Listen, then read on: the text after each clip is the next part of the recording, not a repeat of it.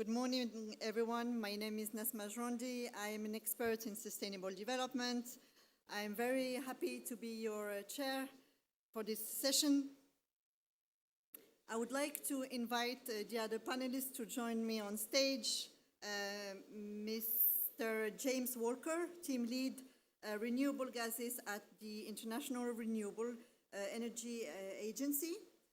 Mrs. Bushra Rahmouni, Director of the Social Innovation Lab and the Cooperatives Development Lab at University Mohammed VI Polytechnic. Mrs. Audrey Givon from the European Investment Bank, and Mr. Mehdi Barqad, Associate Director at Brexa. Welcome on stage, please.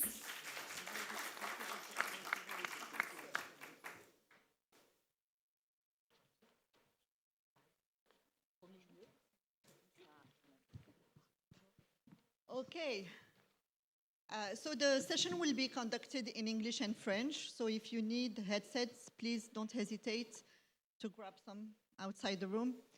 And also, Mr. Abdeslam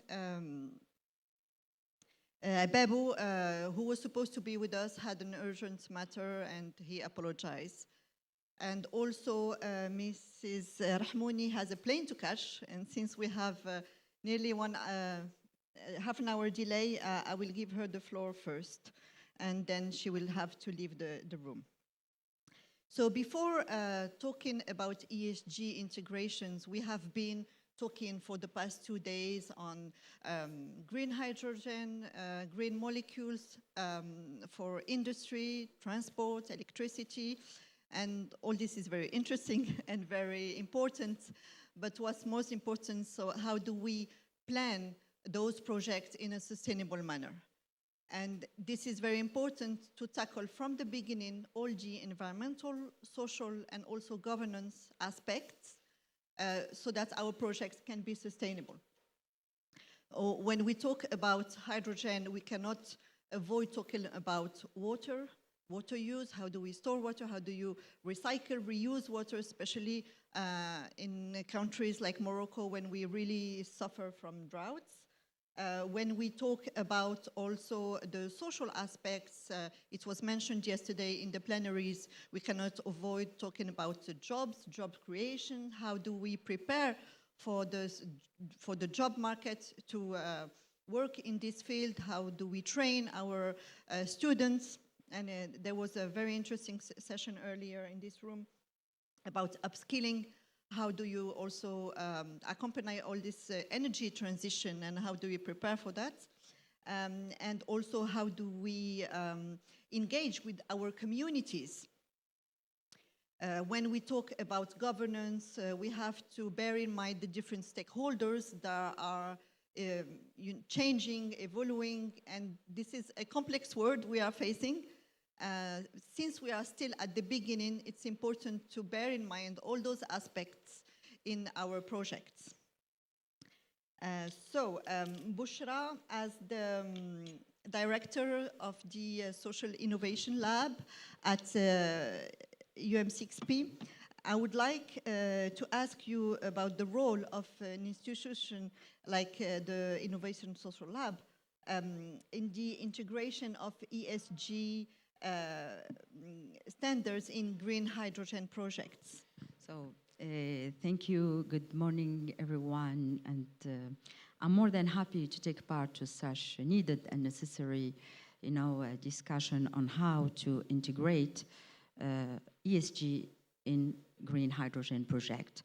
So an entity Social Innovation Lab of UM6P can play really a relevant, important role, even crucial role, in reinventing an ESG new generation. Because as we all know, the ESG assesses the company's responsibility toward the environment and toward its traditional stakeholders. I mean, employees, subcontractors, investors, clients, and so on. But in a context of multi-crisis, I can summarize it in three triple C's, which is COVID, conflicts, and climate change. The company must take into account the needs of the emerging stakeholders. Local resident, media, NGOs, academic institutions. Thus, the new generation of ESG should give an image of the company's real involvement in its socio-economic environment. And we are talking here about an involvement with an impact that can be measured and sustained in order to avoid greenwashing, to avoid one-shot limited initiative, and also to avoid what we can call the non-financial infobesity. I combined information and obesity, okay? This new generation of ESG means to have a trigger. Second, to develop a proactive approach. And third, to initiate a growth mindset of communities. So the trigger could be a transformative ambition. That a company, in order to be, to believe, to have a vision related or aligned to this ESG new generation, has to have a trigger, which is transformative ambition with the objective to envision a new, efficient, effective cycle of development with both traditional and emerging stakeholders. And for a well-known of the emerging stakeholders, and to answer your question, what we can bring is like tools we developed within the Social Innovation Lab, like how to draw the map of stakeholders and how to draw the map of the interests of stakeholders, because you have to federate people around the project. This is about the trigger. The second, I talked about develop a proactive approach. The proactive approach means that the green hydrogen project should include a socio-economic proactive approach to help communities, to tackle or in tackling challenges, and also develop a global mindset.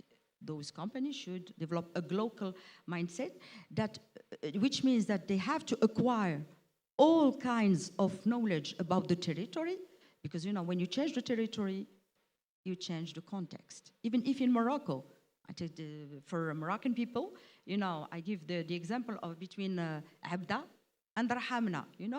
Between Rahamna and Abda is just about 1 hour and a half driving, but it's another context, socio-cultural context. And also develop a kind of intimacy with communities. It's very important. This about, the proactive approach. And once you have this proactive approach, the company can initiate, a growth mindset of communities living on territories and where the project will be implemented, which is closely linked to paradigm of development shift. Because I think since COVID, the crisis, we start to talk about paradigm development shift with a human being at the center and at the heart of this paradigm of development. And this means this development, this new paradigm development, include that people's talent and capabilities can be improved to enable them to overcome with the company, the challenges, and to, in other words, to become an actor of change rather than a victim of change. And just in a nutshell, the new generation of ESG in green hydrogen project should contribute to advent of post transition with a human, post-carbon, transition with a human face, And second, the initiation of a virtuous circle of inclusive green-blue growth. Combining companies' prosperity and interests of communities in order to raise their level of dignity and also and inclusion. Thank you so much, Bushra. This is really amazing, and it's important to engage in this virtuous circle. And I really want to take, the opportunity to congratulate UM6P for the great work they're doing. Really amazing. Thank you so much, Bushra. I know you have a plane to catch, so you're free to leave whenever you can. So I will turn on to you, James. The International Renewable Energy Agency has a mandate to promote the sustainable use of renewable energy worldwide. So you have been following the evolution of the market trends in North Africa. What are the prerequisites, in your point of view, for ESG integration in green hydrogen projects? Thank you very much. So I'd also like to say thank you for having me along today to this really important event and this very important discussion. I agree, this is an issue or a series of issues that are often overlooked, and I think it's great that we have the opportunity to dive into them this morning, or this afternoon now. So I'll start by introducing the agency very briefly, and then I'll come on to Nazma's excellent question, and then I have some more specific examples later of some insights from some of our projects. So firstly, just in case you're not aware of the agency, we are indeed the International Renewable Energy Agency, often referred to as IRENA, and we serve 170 member countries. We're an intergovernmental organization, like the UN of renewables. And we have our headquarters in Abu Dhabi and the Innovation Technology Centre in Bonn in Germany, which is where I'm based.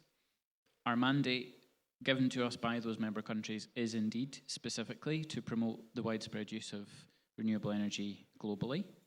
And that covers a number of sectors that are shown on the slide, but it doesn't explicitly cover hydrogen or the derivatives, which is an interesting distinction and one that we explore a little here.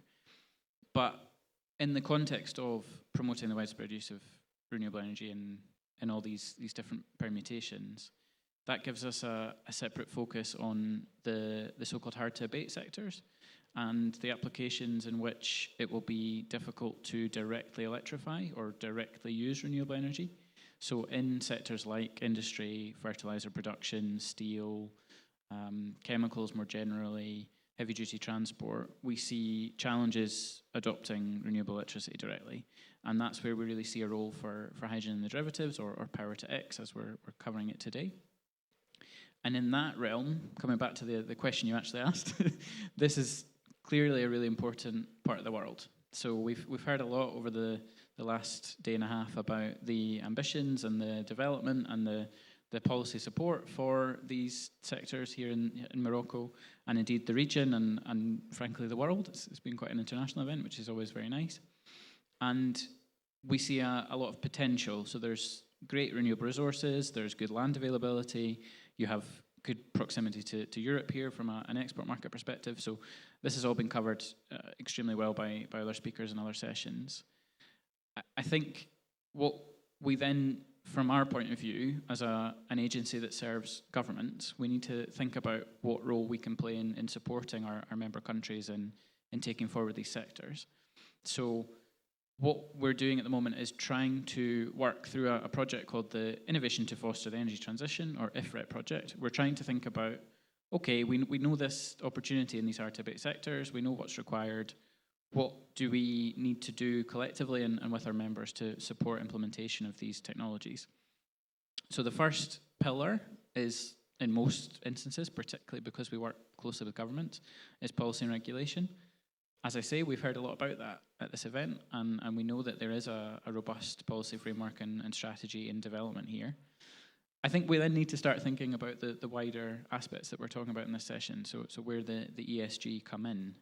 So I won't add much more at this point. I'll come back with the practical examples in a moment, and thankfully we're going to hear from the other speakers indeed about some of these aspects. But I think the answer to the question around what's required to help encourage development here in Morocco and indeed more internationally is moving from the policy space and the idea for these sectors into implementing a truly sustainable value chain around these technologies. Thank you.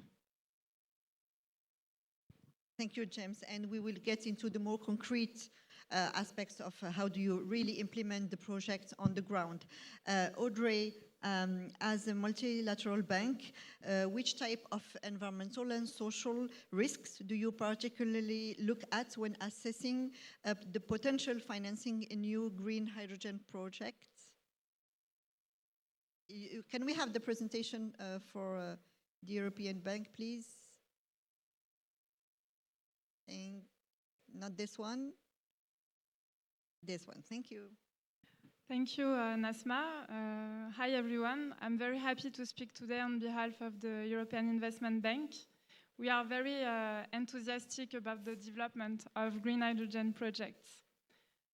However, as you all know, in climate change, we do not have the luxury to fail.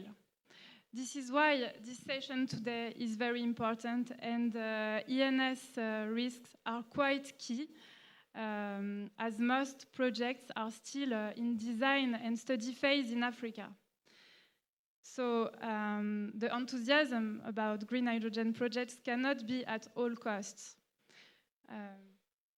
Here on this chart, you can see the full cycle of a green hydrogen project. And I try to highlight at each stage which risks are the most important for us.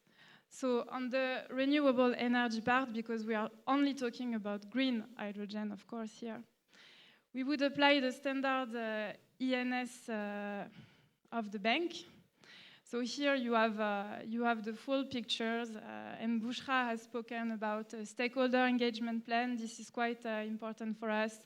We would ask an environmental and social impact study, public consultation. Those are really key aspects for us. But on renewable energy parts, I would say that in Morocco, we have successful projects for more than 2 decades in the energy sector. Secondly, on the electrolysis part, we do not see a particular ENS risk. This is well demonstrated and tested. Water use. I know there was a dedicated session on water. This topic is key for us. Indeed, we are in a water-stressed country, and we have to be very cautious. Basically, desalination is the only option for us. We cannot use drinkable water or any other source of water in Africa. Desalination has also a lot of risks, especially regarding soil and seawater pollution. So we will look at, to take the decision to finance a project, we will look at the discharge of water and how it impacts the environment. So finally, the point 4, the use of green hydrogen. And this is why I want to show here the full cycle, because it's about efficiency. How much energy in total, how much water in total we will use to produce 1 kilo of green hydrogen. And this is this overall calculation that we will look at to take the decision to finance a project. So the carbon footprint, the water footprint. Thank you, Audrey. It's really important to also include the water footprint in the projects, because we've been talking a lot about the carbon footprint and all the necessary measurements for decarbonization, but the water footprint is also very important in our context. Mehdi, so you are the accompanying body for the energy transition with digitalization. How can the digital revolution accompany the energy transition ensuring to meet ESG standards.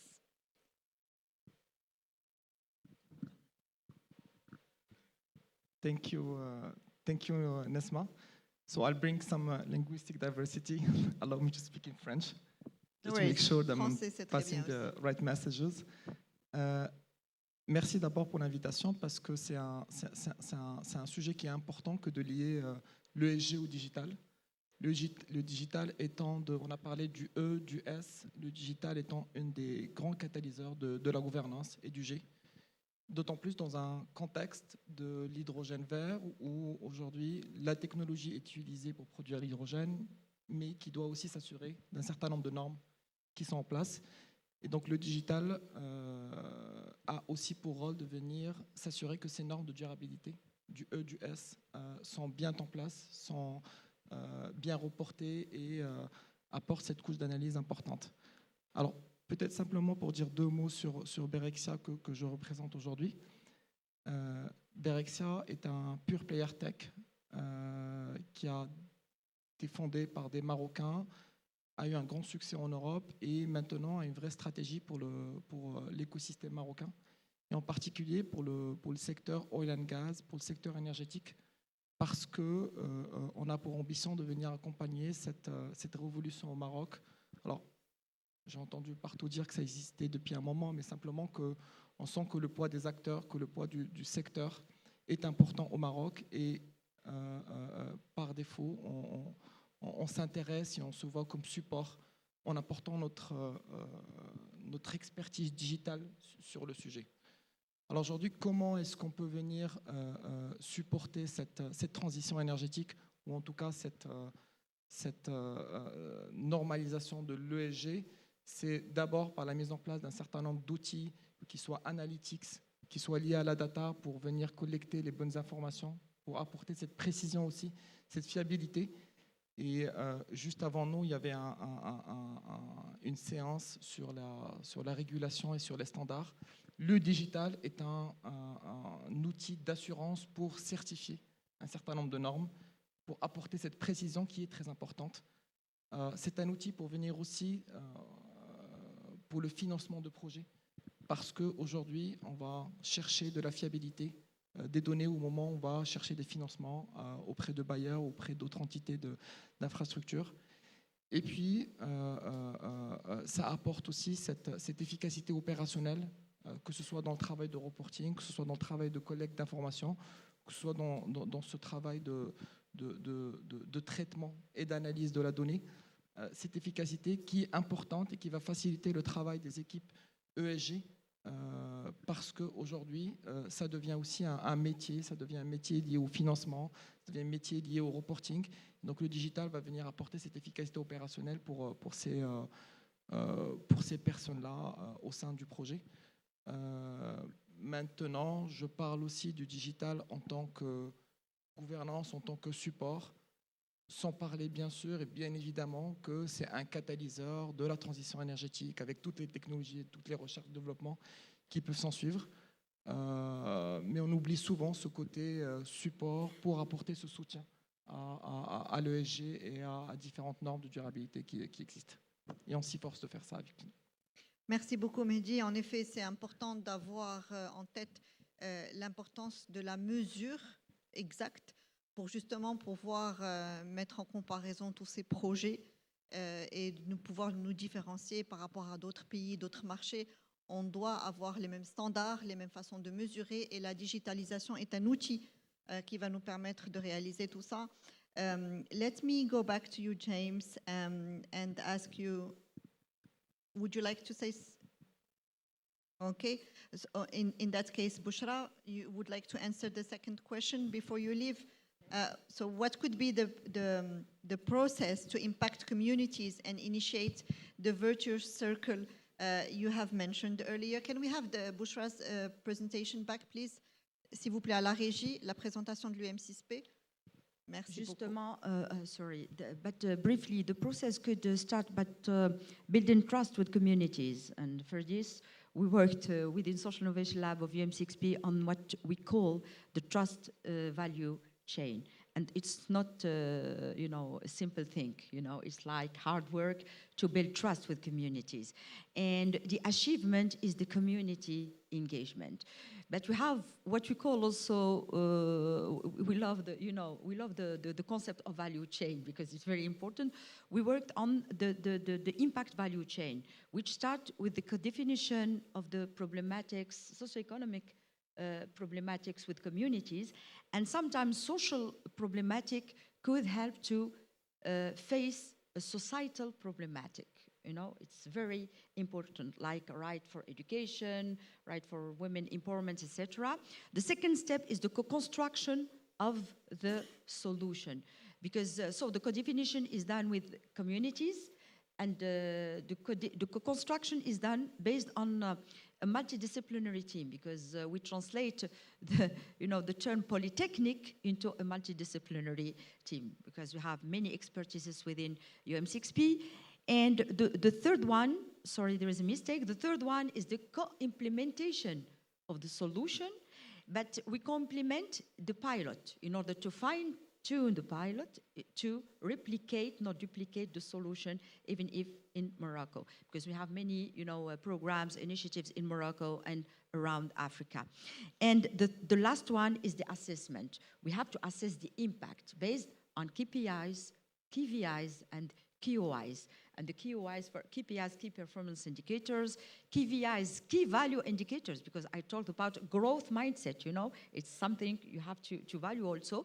But the KOIs are the knowledge, you know, we produce as case studies, policy note to help decision makers, policy paper in order to you know, spread out the knowledge and to enable other territories, other communities to replicate. And I would like to thank all the fellow panelists. Okay, and so enjoy the rest of discussion. I should run to catch Thank my you, Bushra. flight. Thank you very so much. much. Round of applause for her. And just, you have all details on the last slide to share it with the audience if there is, I don't know, question or comment or input. Thank you so much. Thank you. Thank you, Bushra. Have a safe flight. Thank you so much. Thank you. So yes, let me go back to you, James, and you know, can you please share with us more concrete examples of how do you integrate those ESG requirements in the recommendations you do when developing projects of green hydrogen?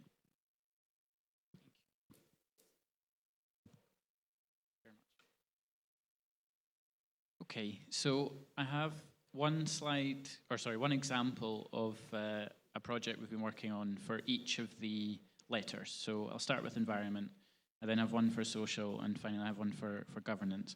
And I'm glad to follow those two, or actually all three colleagues, because hopefully I'm giving some relevant examples that reference the concepts they're all describing themselves. So a very nice panel to be on. So in the environment topic, from my perspective, we work in quite a technical environment, and we look a lot at standards and regulation, so that's a natural place for me to focus. I'm glad others on the panel can speak to some of the other perspectives here, but that's where I'm going to start. So from an environmental perspective, we're thinking about the greenhouse gas emissions impact of producing green hydrogen or the derivative commodities in the power tech sectors. And we published a report very recently, so it came out last week, where we looked at the emerging landscape of regulations across many of the prospective importing markets.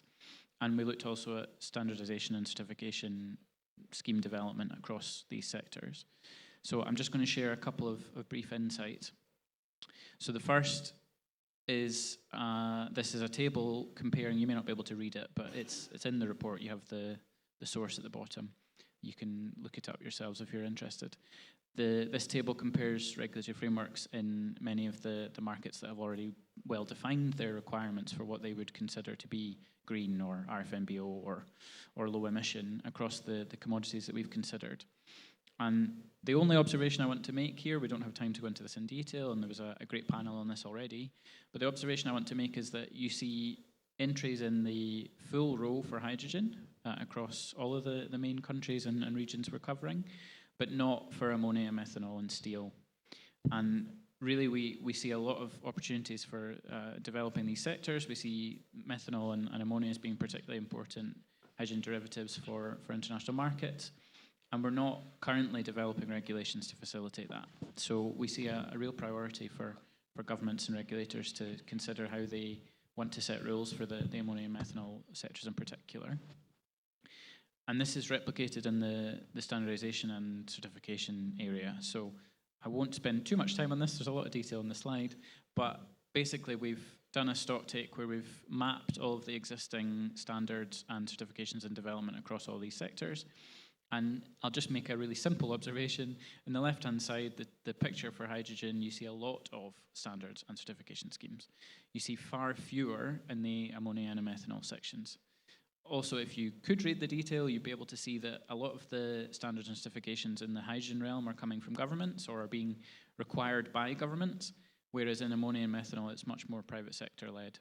That in and of itself is not a problem. Ammonia and methanol are established commodity markets, but it means that these commodities are developing in quite different directions, and we need to be quite mindful of that when we're thinking about the internationalization of Power-to-X markets. We think all this is really important from an environment perspective because, as Nazma said there earlier, we need to know what's truly green, how we're categorizing these commodities, what's considered appropriate in certain markets, and these are vital tools to doing that. So we encourage more action here. On the social side, I think there are a whole host of ways I could look at picking one example, and of course, inclusion and community engagement and stakeholder consultation and social justice outcomes are incredibly important, but I wanted to focus briefly my example on job creation. So I'm drawing from a report we published earlier in the year on sustainable value chains across these sectors, and like I say, I'm going to focus on job creation. I did this before coming to the conference, and of course we've been talking about the Power to Jobs Summit in many of the panels, so I feel like this was quite a good choice. And basically it's another fairly simple point. Please do have a look at the full report if you're interested, but for time, I'll just make a simple observation. What we've mapped here are the different value chain segments or the different steps in developing a project across Power-to-X, and we've looked at when there are job creation opportunities at the various stages, and we find that essentially the construction phase of many projects is where there are most jobs, and what we need to be doing is thinking about how we ensure that there are jobs retained or indeed created further down the value chain. One of the ways that we think this could be achieved is by moving from hydrogen production into derivatives production and thinking about how to embed those derivatives into local markets, and that's something that governments could be considering. And then finally, I'll touch on governance. So I'm really glad for anyone in the room who sat in the prior session, the concept of quality infrastructure was already discussed. It's not one that comes up very often, but it's incredibly important. So quality infrastructure describes all the various services that underpin the way that we standardize and understand the quality of goods and products and commodities. And we're working on a roadmap at the moment that's looking at how to develop a quality infrastructure system globally for the hydrogen and derivative sectors. This is in partnership with the German Metrology Institute. And again, this is just one example of governance. I think the data example was a very good one, or is a very good one, or digitalization, I should say. But basically, I just wanted to draw attention to the fact that quality infrastructure across the standardization, metrology, inspection, testing, certification, accreditation pillars and services, which are shown here on this map of international initiatives, are really important to defining how we manage the governance of all sorts of ESG, well, ES issues, how we ensure that we understand environmental impacts properly, how we measure social impacts and benefits. So I hope this is useful work that we'll be publishing later this year.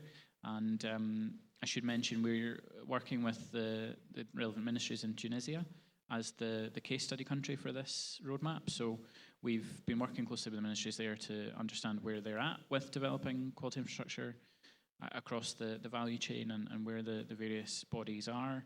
and we've made some recommendations about how the development of quality infrastructure could be incorporated in their strategic and policy development, and we think that's a great example of a nice collaborative partnership. I think the model applies across any country in any geography, and I hope that this report will help to support policymakers in this area. So, thank you very much. It's quite a lot of detail, but hopefully add some context to the discussion. Thanks. Thank you very much, James. Yes, indeed, the environmental, social, and governance aspects in different examples you have mentioned are important and will hopefully open for discussion, which makes a good transition to our next question to Audrey. Can you give concrete examples of projects that you are having in the region, and how do you assess the ESG metrics in the financing of the projects? Yes, as we go back to the slides of the EIB, I want to thank James. The EIB, thank you. Because we look a lot at Irena's reports, and we value them a lot, so I'm happy to have you in the panel today. As I said, in climate action, we do not have the luxury to fail. I'm waiting for S'il my vous plaît, la slide. présentation numéro 2. So we have successful many examples of green hydrogen projects that we have approved in Europe. This is one of them, 100 megawatt electrolysis, supplying refinery facilities, including a biodiesel plant. This project was compliant with all ENS standards of the EIB. It met the EIB's carbon footprint exercise. As I mentioned before, this is a calculation to calculate on the full project cycle the CO2 equivalent that we save.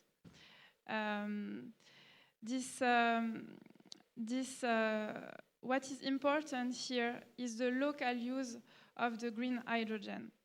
So you can see the checklist, and this project, the source of electricity, final application, water use, offtake, everything was compliant. But maybe the key message here is the local use of the green hydrogen.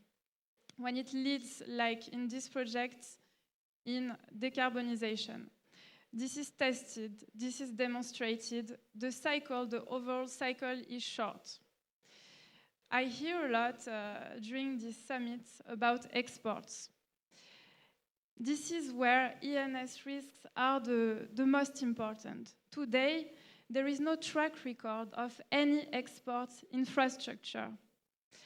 So the longer the distance between the place of production and the place of consumption, the higher the ENS risks.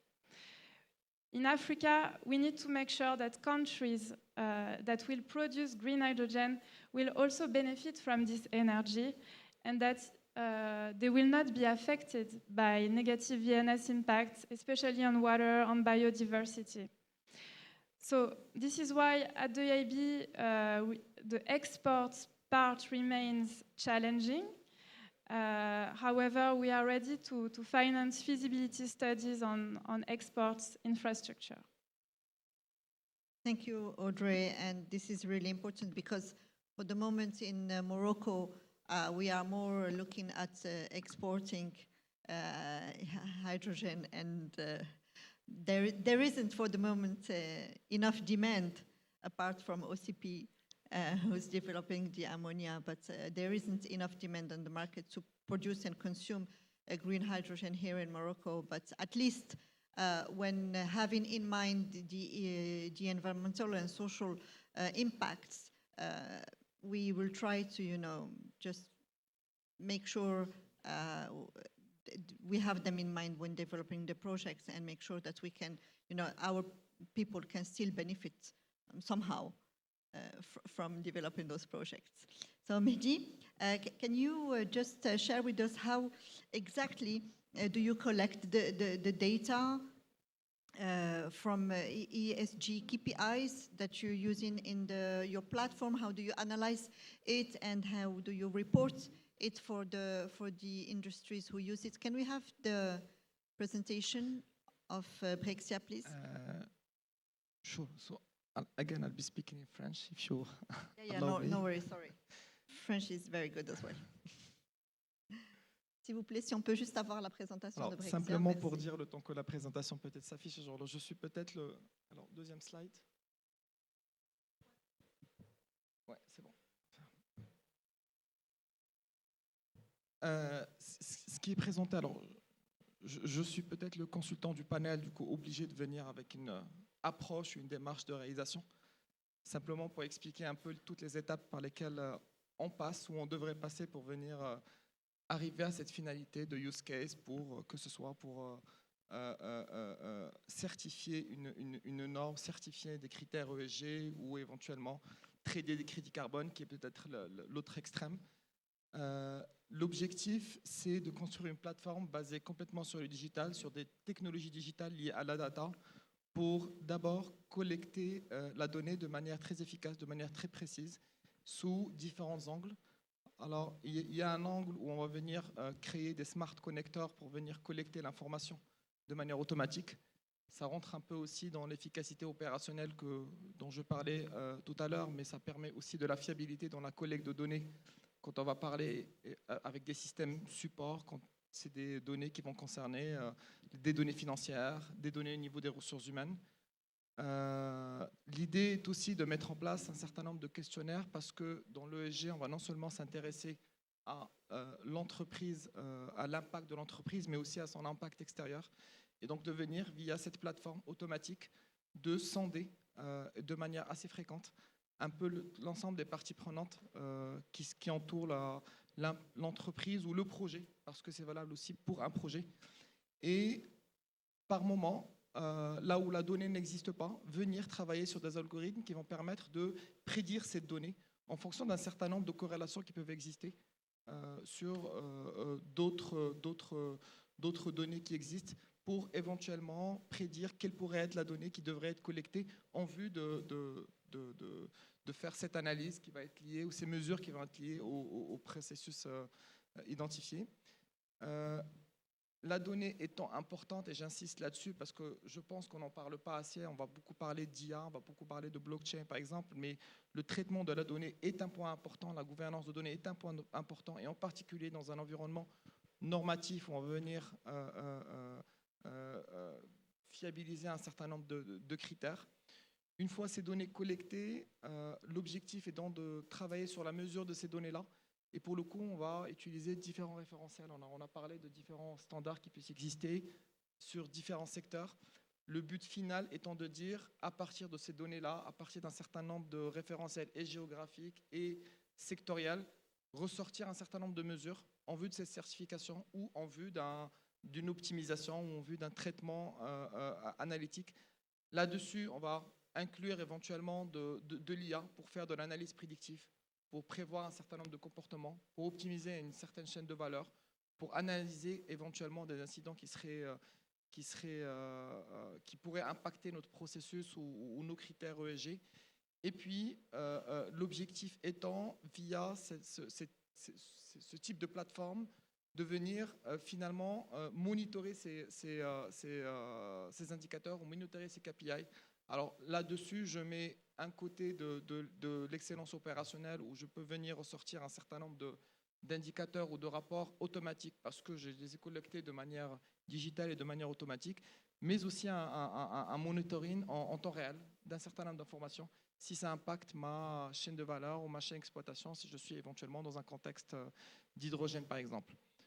Une fois ces données suivies, une fois ces indicateurs établis, beaucoup de use cases existent, que ce soit pour du trading de crédit carbone, on le voit beaucoup dans des environnements au Middle East, on va se reposer sur des données existantes pour venir trader des crédits carbone, des scénarios analytiques en vue d'une certification particulière, ou simplement un suivi de risque et impact pour assurer la durabilité ou assurer la conformité de mes critères ESG. Ce type de plateforme existe. Je voudrais simplement insister parce qu'on est aussi dans un monde qui se polarise de plus en plus, et insister sur l'importance de la souveraineté quand on va parler de données ESG et de se reposer sur un hébergement qui soit local et qui puisse donner cette confiance aux utilisateurs. Merci beaucoup, Mehdi. J'espère que ça va ouvrir l'appétit aux questions de la salle. Donc, merci beaucoup à vous trois. Thank you very much for all your presentation and your comments. I think we have time to take some questions. Okay, I can see a hand over there. Sued, maybe can you hand a mic? Sued. Sorry. Bonjour à tous, merci pour le panel, très intéressant. So maybe you prefer in English? English. Okay. So I'm Saad Alami, and my question goes to Audrey. You were talking about the different ENS topics you were scanning to, like before saying a go, no go to a project. So first, you said that on the electrolyzers topics, there were no ENS topics, or environmental topics. Do you mean all technologies are like, is that true to all technologies? And is that going from a life cycle analysis? Because, you know, there's like the upper, all what's related to raw materials, and then all what's related to you know, waste management, etc. So this was my first question, and sorry, I have a second one. So when you identify ENS risks, like, is it a go, no-go decision? You might say, no, this is too risky for the bank, we will not go based on the ENS risks, or is it like, let's try to mitigate those risks and try to find a solution? Thanks. Thank you for your question, much appreciated. Actually, I just tried to give prioritizations of the risks. On the electrolysis part, of course, we are not going to approve any technology, but I think this is not, let's say, the most risky part of a green hydrogen project. So our engineers will assess the technology used and will, of course, approve the most reliable, and the ENS standards that I presented apply to all the cycle. So yes, there will be a check. We will also check the risks on that. But it's just to give you a picture of where we stand now. We are, you know, at the forefront of a big scale-up of green hydrogen projects. And it's about, the more we demonstrate that we are compliant with ENS, the more we demonstrate that the scale-up is possible and that exports are possible. So it was just to give a prioritization. And I mean, I know that this is not the part that we will look the most, contrary to water and the full cycle. On the second question, it's not a go or no go. It's, we have also technical assistance to help our clients to comply with the standards. Here in Morocco, as I said, we are active for more than 2 decades in the energy sector. And we have really successful projects that manage to comply with those standards. So we will identify the gaps, sign a finance contract, and then we will condition the disbursements on the compliance with the ENS framework. But it's an incentive to higher the standards and to demonstrate that we also have better projects, and therefore we do true climate action. Thank you, Audrey. And thank you for the question. Any other question from the audience?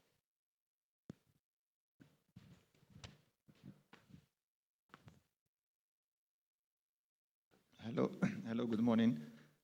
Thank you for the presentations. My name is Hamza.